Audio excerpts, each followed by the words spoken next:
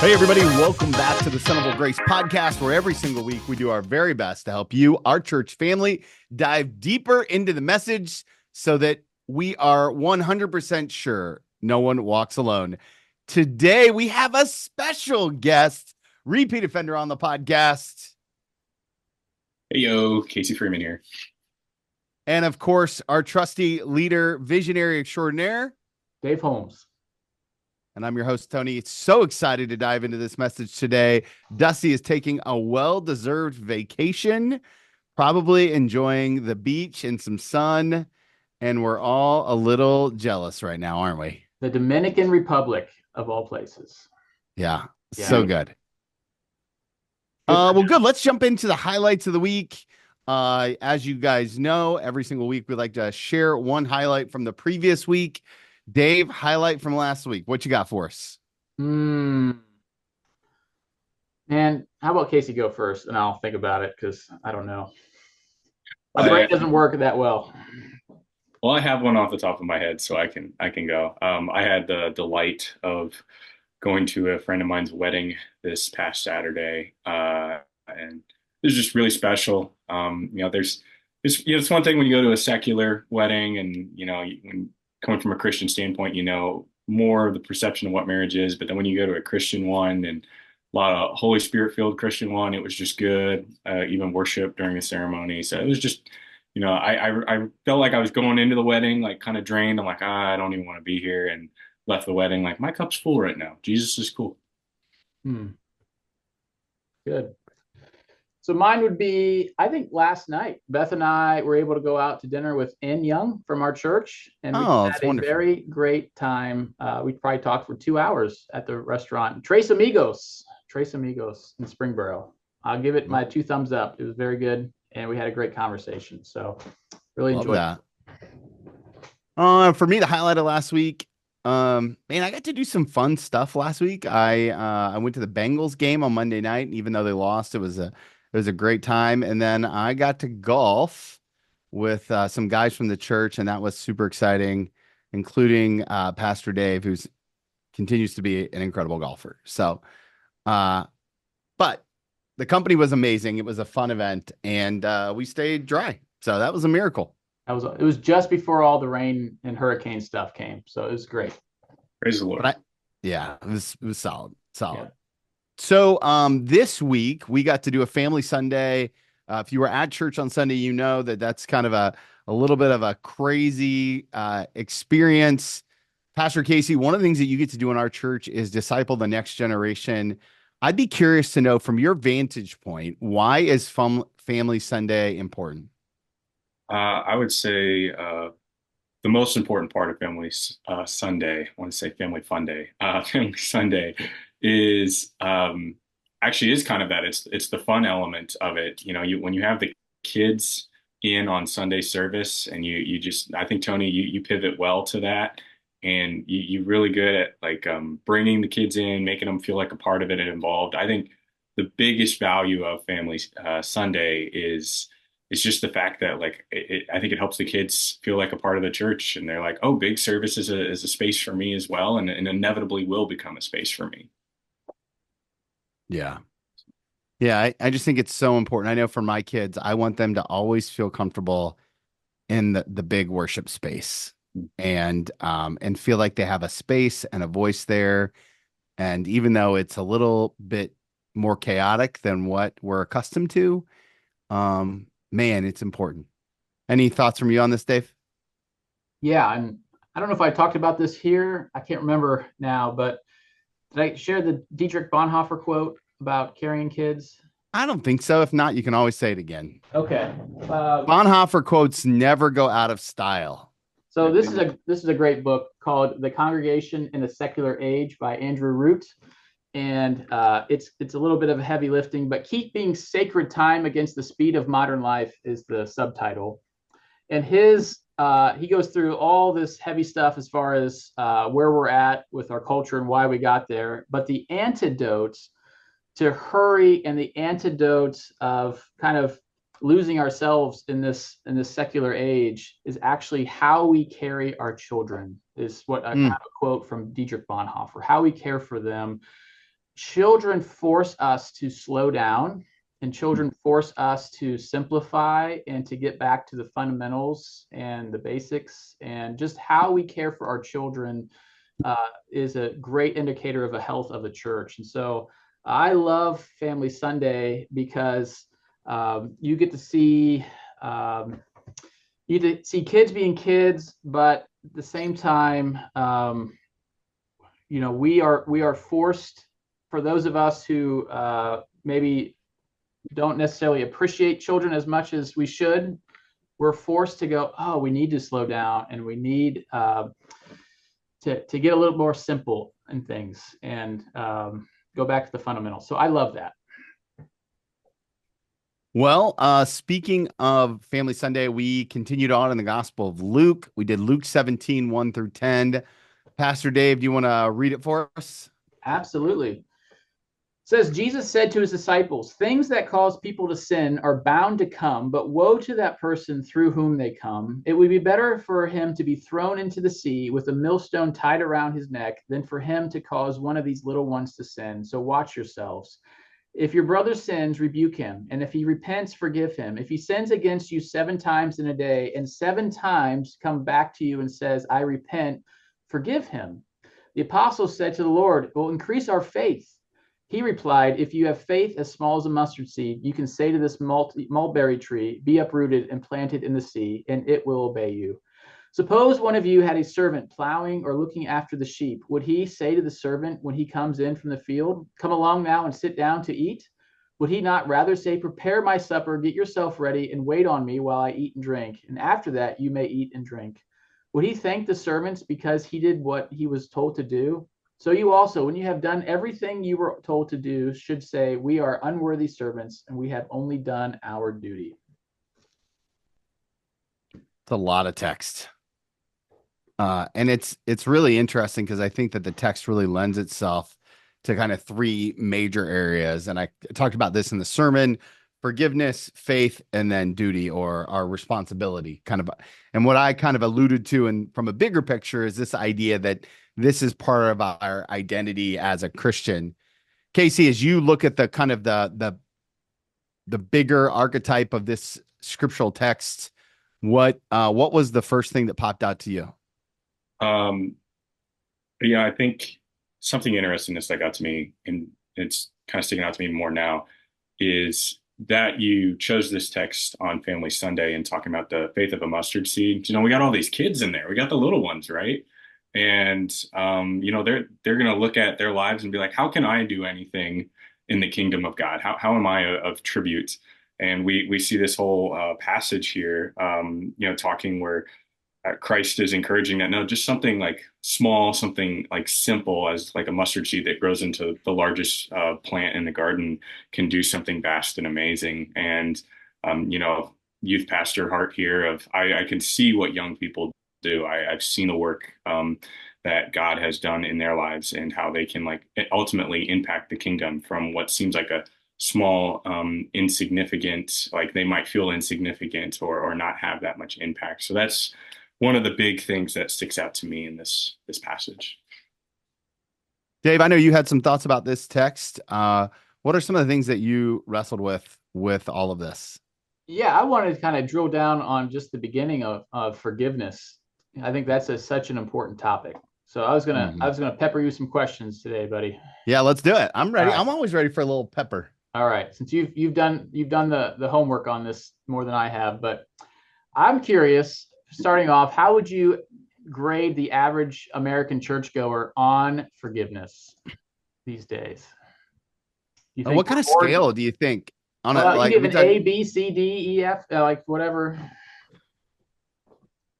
Well, so here's the thing. I think that on the American forgiveness scale, I'm gonna nuance this a little bit. I love it. On the American forgiveness scale, I think that most Christian churchgoers are going to be in the B plus A minus range, right? I would like to think that in the church we see more grace, we see more love, we see more compassion than the American than the American forgiveness scale normally. But then I would say on the biblical forgiveness scale, the Jesus forgiveness scale, I would say that we're probably a C minus to a D plus. Hmm. Because one of the things that I notice when I do a lot of pastoral counseling is that when we forgive, we often don't do the heart work that's required in forgiveness. This idea of resentment, it begins to build up inside of us. And what I think that Jesus is really helping us talk about here is that we've got to be more complete in our forgiveness, or else it becomes a millstone weight around our neck. Hmm. Yeah. Why are people so reluctant, you think, to forgive these days?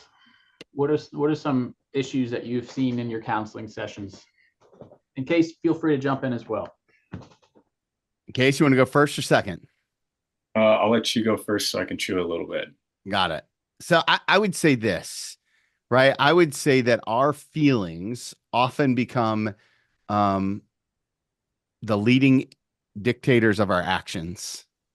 And so when we feel hurt, there's a natural tendency to not want to forgive.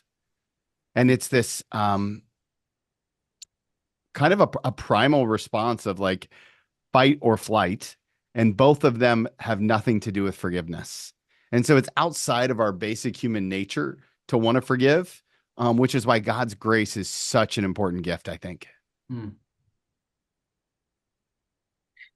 Uh, I would say from my perspective, it's, and I'm 24, right? So I've got a little less life experience. I just feel like it's the American spirit to be like, I'm always in the right, and I'm never wrong. I think of like even just the amount of car horns I hear when I drive to work, and I have a 10-minute drive over here, and just a simple like, hey, you were doing wrong there, and most of the time I would say people like to respond with a yeah, I did that, that was wrong. But I don't think people want to own up to that, and so you kind of get the car horn right back. It's kind of like the emotional driven thing that you're talking about there, Tony, where it's like I'm the center of the universe, I'm the center of the world, and everything has to be right by me. I don't have to be right by you. I mean, Dave, what about you? Where do you land on this? So, so I've wrestled with this as far as why am I reluctant to forgive, and um, and maybe I don't know if we want to separate forgiving internally versus externally announcing that forgiveness to somebody, Mm. right? Well, so I would say that's the difference between forgiveness and reconciliation. Okay. Yep. Now, but in Paul's letters, right, he talks about the ministry of reconciliation, which I think is an important, like it's important the next step. And I would say that, and I haven't done the work on the original language, but what Jesus is describing here is more um feels more like what Paul references as reconciliation than than just what I think internal forgiveness is, because of the way that Jesus talks about in the text of the rebuke, the repent, and then the forgive. And Right. so that feels more like reconciling than just cleaning up my side of the street. So all that to say, I don't know. Yeah, and I think I've struggled with making that declaration to people when I'll just be brutally honest here. Like, I don't know if I really want a relationship Mm. with that person again. I'm willing to forgive, but I don't want it to come across as saying, well, everything's right back to normal, and I actually want a relationship with you the same way it was. And so, Well, and so it's interesting, right? I don't necessarily think forgiveness or reconciliation mandates that we put ourselves in a situation to be hurt again. sure, right, right, Like I think you absolutely. can do all of those things and still have good boundaries. Right. I guess there's a fear of like I'm going to communicate if I'm reaching out to say, "Hey, I forgive you." There's going to be an assumption of there's going to be like this restored relationship the way it was, and I'm like, that's not what I'm communicating. But there's a hesitancy there to say that, you know. Mm. Can I ask a question? Um, I'm kind of curious because I agree with you, Tony, that like there is a it's almost like reconciliation might be like the next step to forgiveness. But can you seek reconciliation without forgiveness? Like just doing it to kind of save face, but somebody isn't actually truly doing it in their heart. Does that make sense? Like actually like forgiving them in their heart. And does that actually count as reconciliation? Am I like, I don't know if this is a necessary question. Well, there's no such thing as an unnecessary question on a podcast, so you're in good shape. Cool. But I would say this, right? I would say that I think you could get to cultural reconciliation without forgiveness. I don't know that you can get to Christian reconciliation without forgiveness, Mm. right? Jesus cares more. I'm convinced, at least, that Jesus cares more about our heart than he cares about anything else, right? And so to reconcile without forgiveness would be, in my opinion, um, like saying I love you without meaning it. Mm. And that there's no real relationship in that. And so that becomes problematic, I think. And so I think that in the cultural world that we live in, there are plenty of instances where we can reconcile and continue without forgiveness. But I think that for most Christians, it's not a good place to live. And it's not a practice that I would recommend for spiritual formation at all. So how do you define forgiveness? I'm always a big definer of terms. How do you define forgiveness for people? Well, I liked the idea that I pulled in the research to cancel the debt. Basically saying like, hey, whatever it is that I felt you did against me or the harm that was caused, we're good now, right? I'm no longer harboring that against you. Now, again, that doesn't necessarily mean that I'm giving you full access to my heart again, but it does mean that I'm not holding um, the idea of quid pro quo or retaliation. I'm not going to hold those things because I've canceled the debt. We're even. We're back to good, right? And I'm good with a lot of people that I don't give access to my heart, you know. But like for your spouse or your kids or anybody in an intimate relationship that can hurt you, um, I think forgiveness and then reconciliation are probably logical steps. So here's a question. I don't know if you can track with me or not. I'll give my answer after you, but is there a difference between forgiveness and simply letting something go? Like, yeah,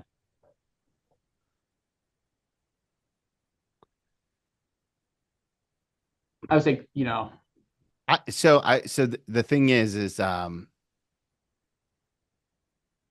I guess it just depends on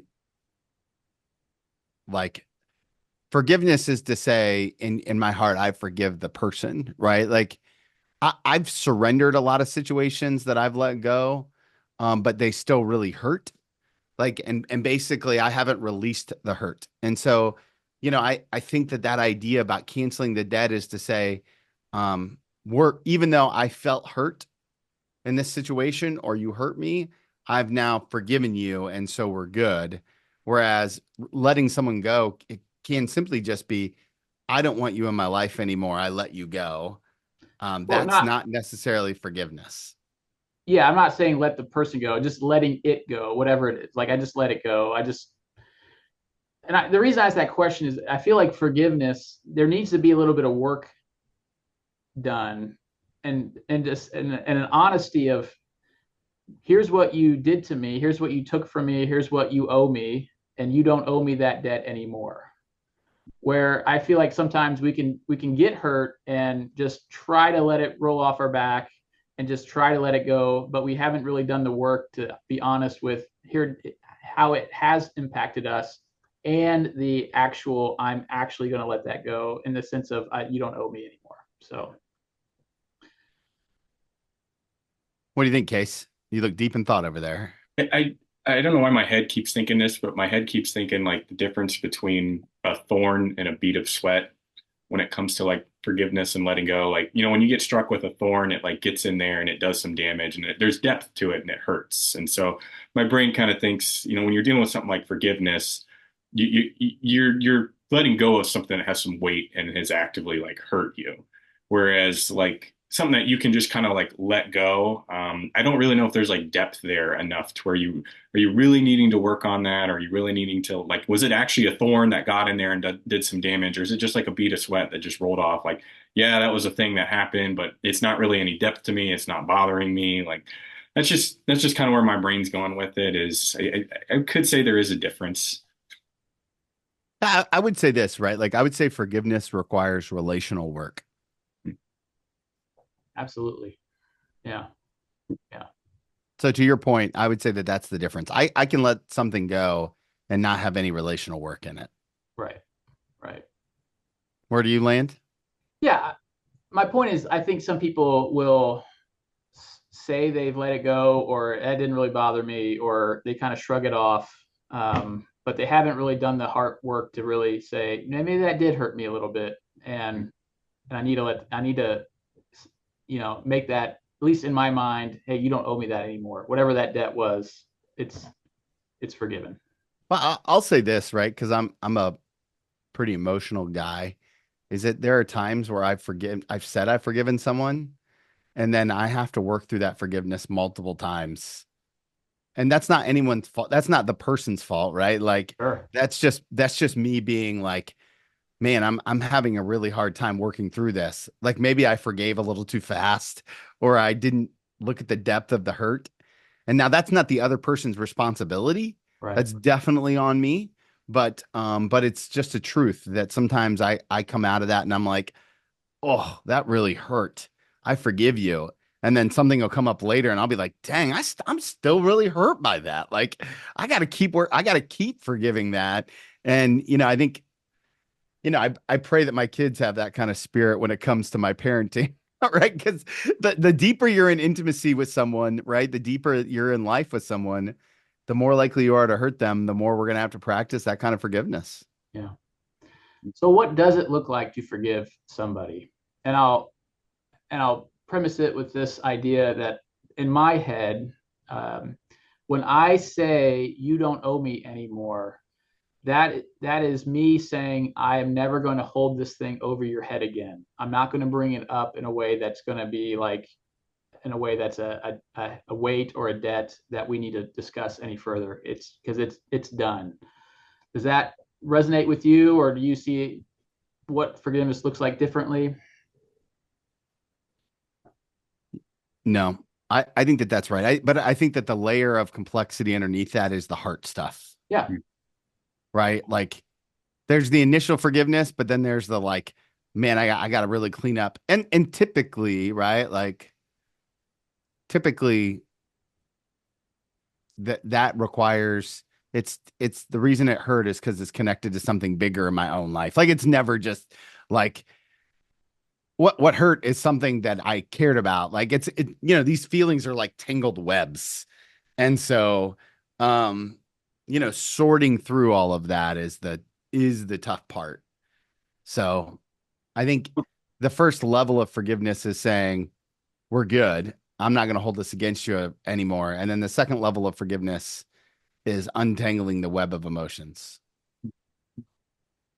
Okay. So where does trust come in to forgiveness? What is the connection there between forgiveness and trust? How does that work? Case? No, I mean, if you want to give it a thought, I've got some thoughts. No, that's a big one. I mean, you, trust I don't think is as easy as forgiveness in some sense. Trust is something that has to be built over time, and it, forgiveness probably needs to occur. Forgiveness does need to occur for then trust to have a chance to keep to rebuild, I would say. But it doesn't mean I would say like trust comes in immediately. I think John Piper kind of talks about this idea of like the consequences of like an action or a sin doesn't mean the relationship goes back to where it was before. But as a duty of a Christian, we still have to like give that forgiveness on the front end, even if the relationship doesn't go back to where it was before the trust was broken, before the action had occurred.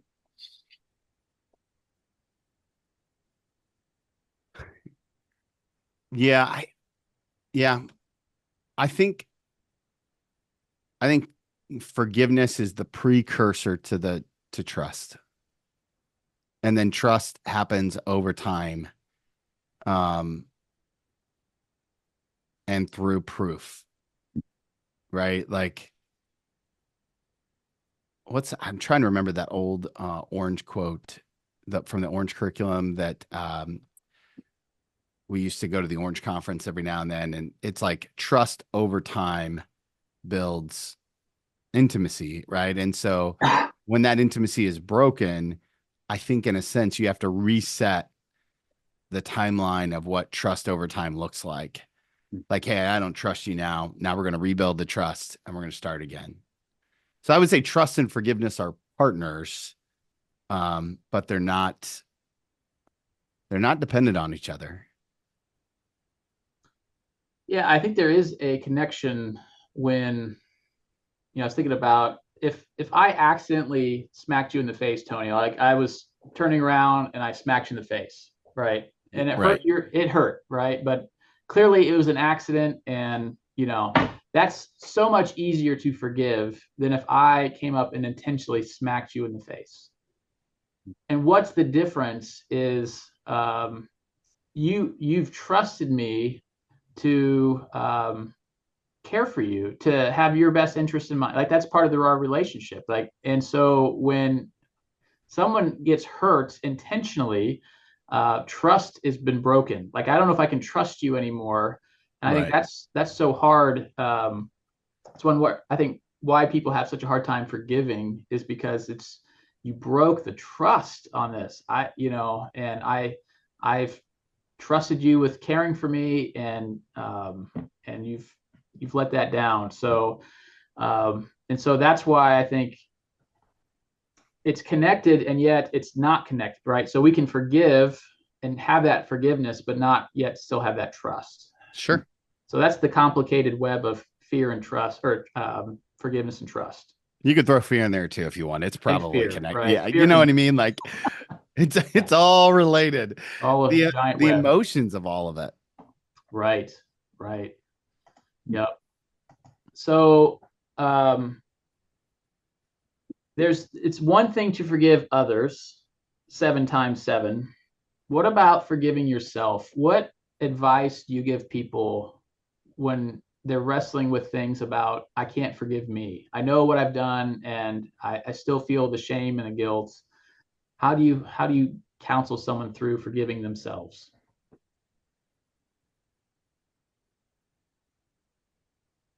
Well, obviously it's hard to work through this in a hypothetical narrative without some specifics, Sure. right? Right. So let's just start there. Um, what I'll say is this: shame and guilt are are tools of the enemy to keep us from healing.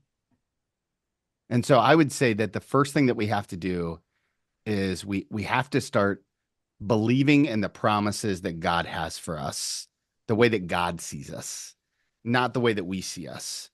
And then we have to kind of wrestle with that pain point in our lives of what's preventing me on a deeper level from seeing myself the way that God sees me. Right. And so, if I've sinned against my family and I've made a huge mistake, and maybe you know, I did something to hurt whatever. I can't think of anything that I want to say out loud. So, Sure. um, those things, right? Like maybe, if I've hurt the people in my life and I don't forgive myself, um, there's the way that I counsel that is usually to start with, how does God see us? What are the promises that God points out in scripture? How do the people in our life see us? And then I just kind of ride through that kind of pain. Like, why are we holding on to this old narrative, old belief?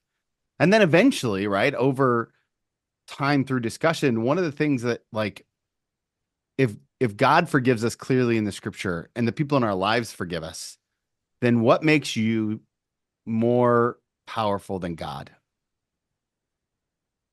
Like in a sense, like your judgment becomes an idol of who you are versus who God says you are. If you're going to believe in that kind of Christian, if you're a Christian, Right. if Right. you're not a Christian, it's a much harder conversation. Yeah. Yeah. Yeah. Anything to add there, Case? Uh, I don't think I really can. I mean, I totally agree with what you're saying, Tony. I feel like you use the wording like advice there. Like, what advice would I give to somebody, Dave? And um, this is something that somebody has reminded me of is like, don't forget the gospel. Um, the Lord has forgiven you of your action, of your sin. Um, like bold of you not to forgive that. That kind of just connects more a lot with like what you're saying there, Tony. Is it's like I'm not above God, so and it's a simplified answer because there's a lot of complexities behind it, and it takes a long time to unearth like the own issues in your life. But it's like I would say like always coming back to the gospel and just remembering like somebody else forgave me, like the higher power forgave me. I inevitably have to forgive myself. Carlos Whitaker, who I had on my podcast a couple times, one of the first times he came on, he said something that's stuck with me. It's been a couple years ago now. He said, "We have to learn to pray the promise, not the pain." Hmm. And so, oftentimes, we pray the pain that we're in, and not the promises of God. And so, when I when I'm working with someone who's struggling with anxiety or um, forgiveness issues, I want to pray the promises and there are some tools, right? So if that's you and you're stuck in this place of like I can't forgive myself, the first thing I would tell you to do is I'd tell you to write yourself a letter, Mm. thinking through some of those things, because oftentimes in that forgiveness, shame, guilt cycle, things get so tangled up in our heads that we can't get clear about what the real issue is. And so we're trying to forgive the symptom instead of the wound. And so having someone write a letter to themselves, dear me, when this happened, I was hurt or da da da da da da da da da. And I just have them go through it, right? And just work through that kind of process as a tool to help them sort through the thoughts. Because once you sort through the thoughts, you can really begin to ask Jesus for forgiveness in those areas, repent, and hopefully move forward. Yeah. But now let me also caveat to say this is that you can never get forgiveness if you're not willing to bring everything to the light. And that's what I was going to suggest as far as it.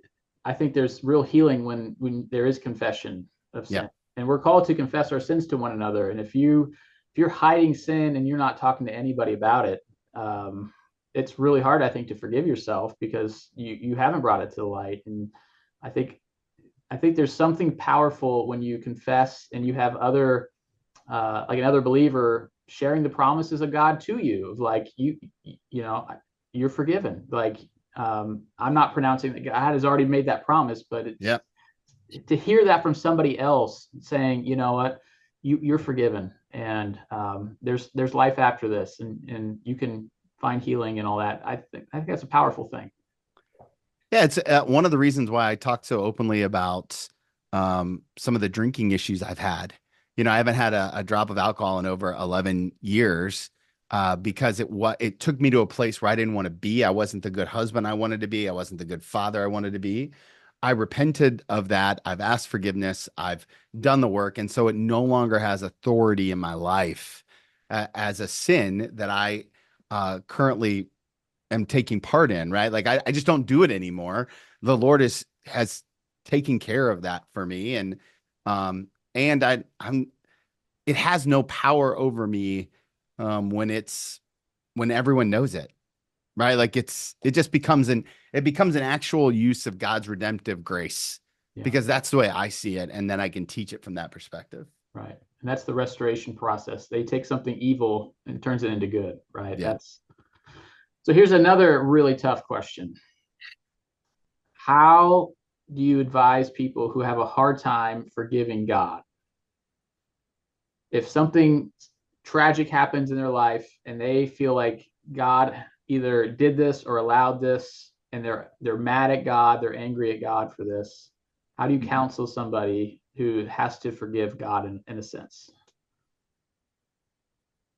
I I always like to think of John 11:35. This is usually my response to when somebody says, "Oh, this terrible thing happened in my life. Why did God let this happen?" It's it's the shortest verse in the Bible. Jesus wept, and usually I just kind of take them through the narrative of like why Jesus weeps. Is he weeps because he's angry at the state of his creation, that they have to experience the sorrow of the death of Lazarus. And I kind of encourage and just think from the perspective of like, like I wouldn't say God intended these hard things to happen in your life. I wouldn't say he ever intended us to experience any of this pain. And so I just like encourage like, it's not like we aren't really in a position where we can be forgiving God because God never like caused these things to occur in our life. It's the brokenness and the sin of our world that caused these things to happen. And he's actually like angry alongside you in this pain, but of course, he's not directing the anger at himself. And we shouldn't be directing the anger at him because like he never wanted it for us. So that's kind of where my stance is. I always just point to like Jesus is crying over your pain. I agree that Jesus is crying over your pain for sure, and that uh, God never intended for that pain to. Yeah, I don't think that's God's nature. I would also say this. Hit me, What's that? so hit me with it. I, I encourage people to go ahead and just get angry with God. Hmm. And like I think about a rubber band, and you may have heard me use this before, but when you pull a rubber band is when it gets put under tension. And there's only two ways to relieve tension on a rubber band. One is to let go completely, and the other is to walk towards the other person. And so, in the midst of your anger and raw emotion, I just want to encourage you to go towards God, read his Hmm. book, pray, spend time with him, yell at him, go for walks with him, like let it out. Like I just find that the relational part of my relational part of my part of the relationship with God, oh, words are hard, um, requires me to be intentional how I spend time with him. And so when I'm angry at God, which is hasn't happened in a while, but it has happened in the past, I need to walk towards him to let that out. And typically in the midst of that, Casey, I think that's when I can believe that the scriptures really are for me. That's when I can believe those promises. That's when when I'm angry, it's really hard to talk to me about God's. You want to talk to me about God's promises, right? Like Yeah. I've been that guy before, right? But like when I'm um doing something with God that forces me to let out that emotion, I typically find a radical encounter with God's grace. Reverend? Yeah. Um, I think this goes back to the idea of um, forgiveness and trust. And when things happen to us, suddenly we begin to like question, can we really trust God? And is God really good? And does God really care for me? And I think like what you're saying, you either let go of that rubber band and walk away, or you have to walk towards them.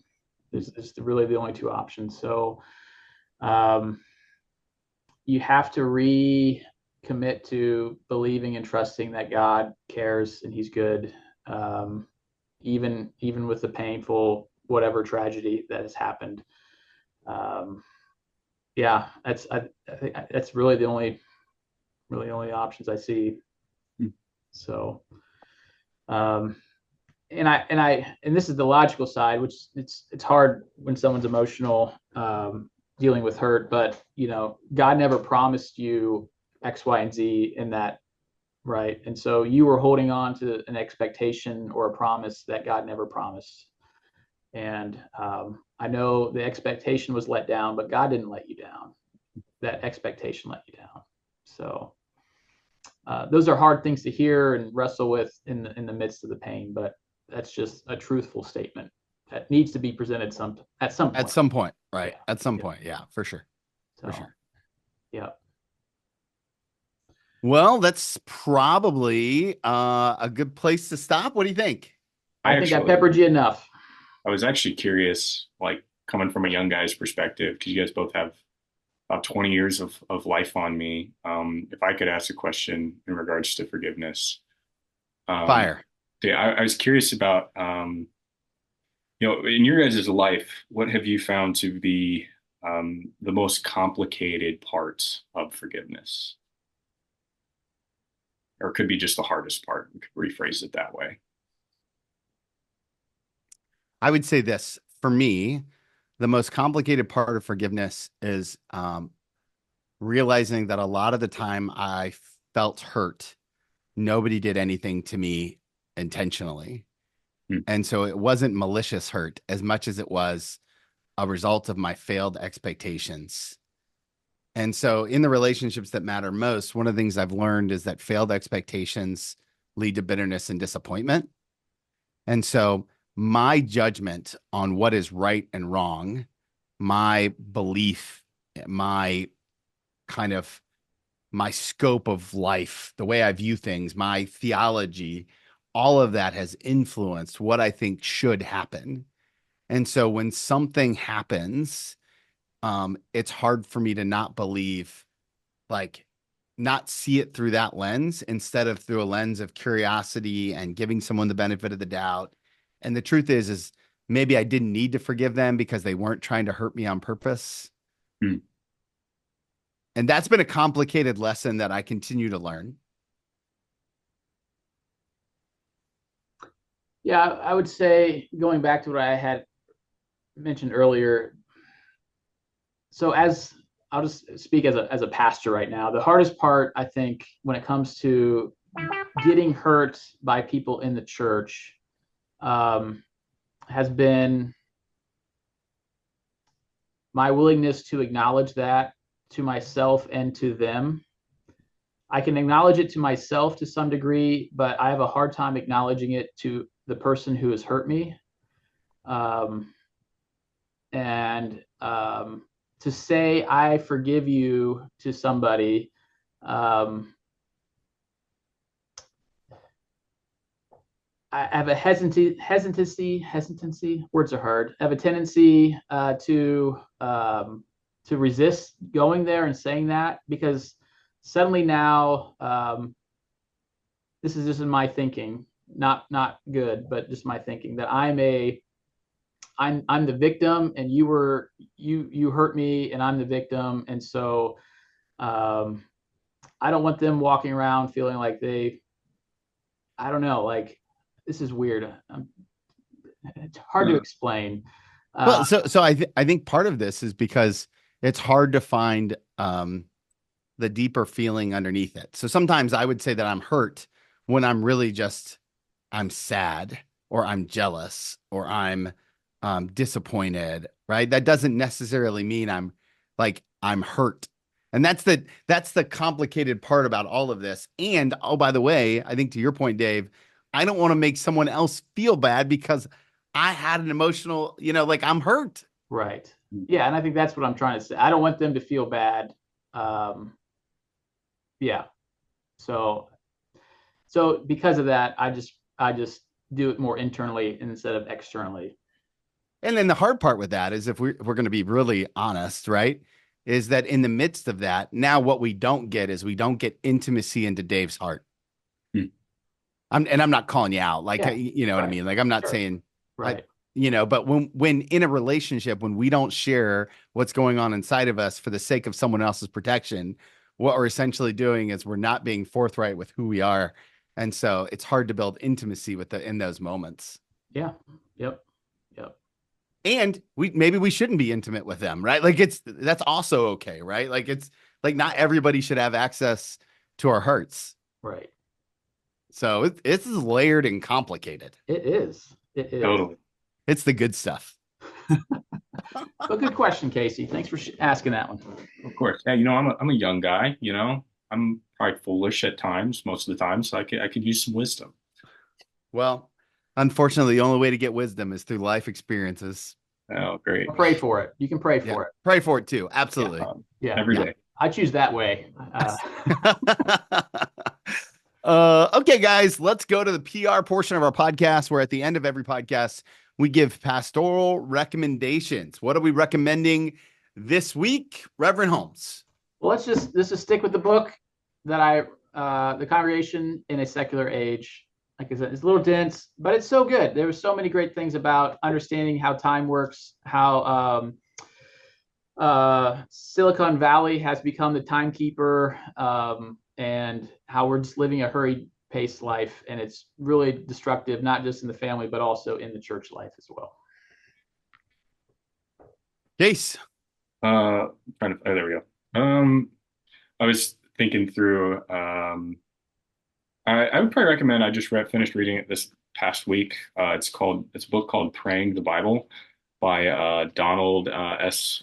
Whitney, and I think it actually is kind of good around the premise, or could be connective to the premise of forgiveness, because a lot of the book just encourages the pattern of, like, say, picking up a psalm and letting that psalm give you structure to your prayer.